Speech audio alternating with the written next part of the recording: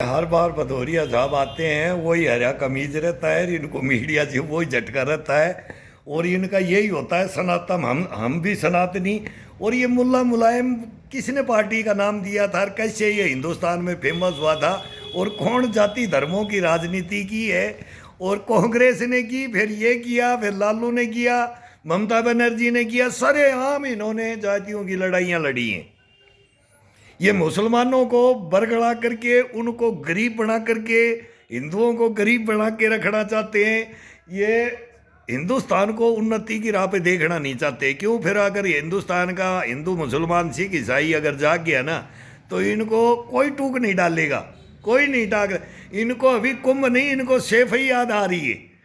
सेफई के अंदर हॉलीवुड बॉलीवुड क्यों नहीं नाच रहा है?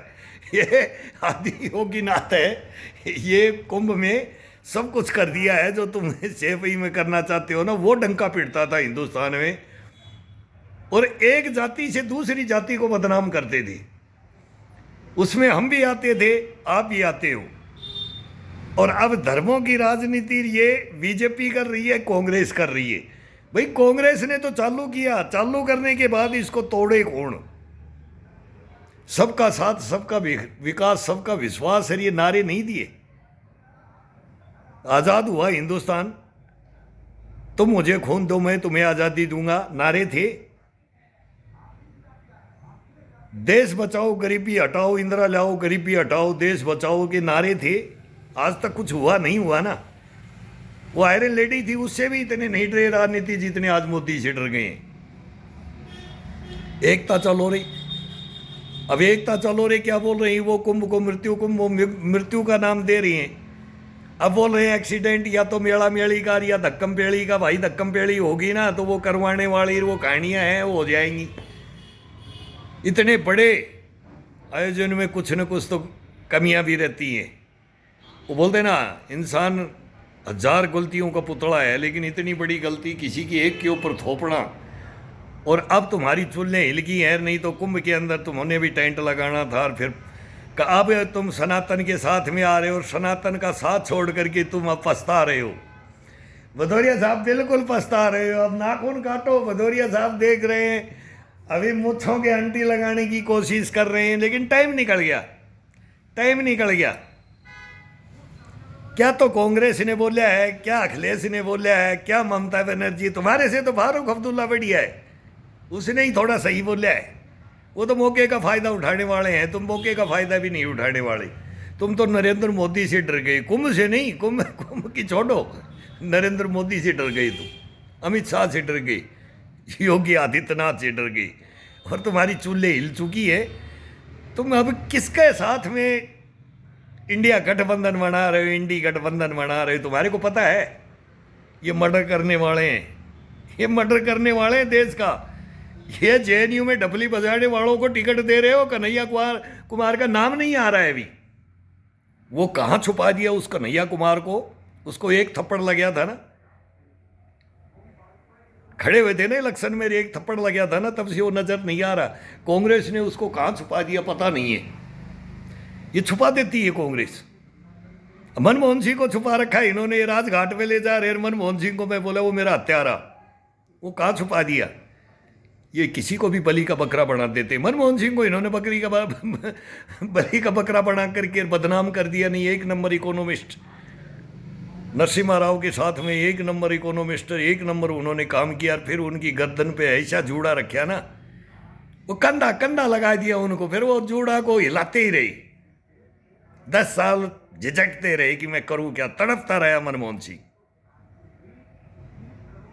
नालायक बना दिया मनमोहन सिंह को। मूक मनमोहन बोलता ना, मनमोहन मूक मोहन, मूक दर्शक बना करके रख दिया हिंदुस्तान का प्रधानमंत्री को। तुम ये करोगे?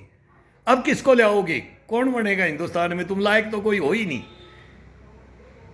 तो फिर किसको बनाओगे? फिर किसी के पास ऐसे ही जूड़ा रखोगे, देश को लूट लोगे, बर्बाद कर दोगे, सेना के हथियारों को लूटोगे, सेना को मरवाओगे, सेना की तनख्वाह भी लूटोगे। तुम्हारे काले कारनामे मेरे पास रखे हैं, लो आ जाओ। तुम्हारी हिम्मत ही नहीं है, नहीं है ना। इस नरेंद्र मोदी की हिम्मत है कि अब उजागर कर दे इन केसों को। भ्रष्टाचार के खिलाफ लड़ रहे हैं ना, तुम्हारी पोल पट्टी सब आ जाएगी। ये केजरीवाल ने क्या किया है, ममता बनर्जी ने क्या किया, लालू ने क्या किया, मुलायम ने क्या किया। पार्टियां हैं, वो चले गए उनका भी, लेकिन ये पार्टियां हैं, उनका नाम आता है, कोई जाने वाला है, कोई जेल काट रहा है, कोई काट के आ गया, किसी को कोई बेल पे है और कोई पत्तों पे चढ़ रहा है, किसी के फूल खिल रहे हैं, किसी के मुरझा गए। उनमें उनकी तुम्हारे पीछे पीछे हम आ रहे तुम्हारे कारनामे बताने के लिए, लेकिन तुम कारनामे हिंदुस्तान के सामने नहीं ला सकते, तुम सच्चाइयाँ बोल नहीं सकते। कपड़े फाड़ो अब अपने अपने, तुम अपने अपने कारनामों के, कि तू एशआर, ये एशआर, ये एशआर, वो एशआर, तुम सब चोर एक ही थाली के चट्टे बट्टे बन गए। अब पूरे हिंदुस्तान के अंदर तुम वही कर दिया कि राजनीति को क्या गालियां दे। क्या तुम नेता हो? क्या नेता बनने लायक हो? क्या नेता बनने के लिए क्वालिटियां होनी चाहिए? कभी अंबेडकर को खींच लेते हो, कभी गांधी को खींच लेते हो। अरे किसी को छोड़ा है तुमने? छोड़ा है किसी ने? यहाँ पार नहीं पड़ी गालियां देने से, उनको बदनाम करने है तो फिर विदेशों से जोर शोर के पास चले जाते हो, फिर वहां से बयान जारी करवाते हो, फिर वहां से ट्रंप बोलता है कि इलेक्शन ही बोला इनका। वो तो क्लियर हो गया। मैं तो 4 साल से बोल रहा हूँ, तुम्हारे नोट बांटे हैं, तुम बंटवाते हो और तुम्हारे को पकड़ते हैं ना, तब तुम हमारी गर्दन काटते हो। तुमने ये पैरामिलिट्रियाँ किस लिए बनाई गई हैं? ये फौज किस लिए बनाई गई है? नेवी, एयरफोर्स,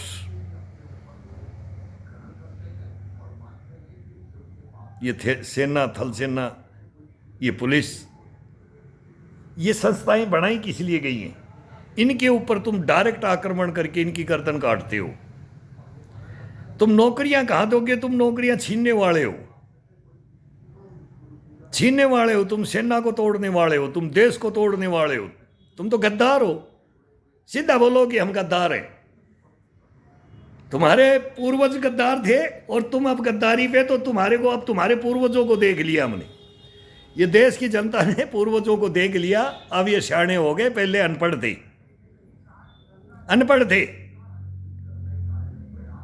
गांव में पहले यही बोलते थे, कुंभ के अंदर किसी महात्मा को, गांव में भी किसी महात्मा को, अघोरी को, साधु संतों को कोई गलत शब्द मत बोल देना।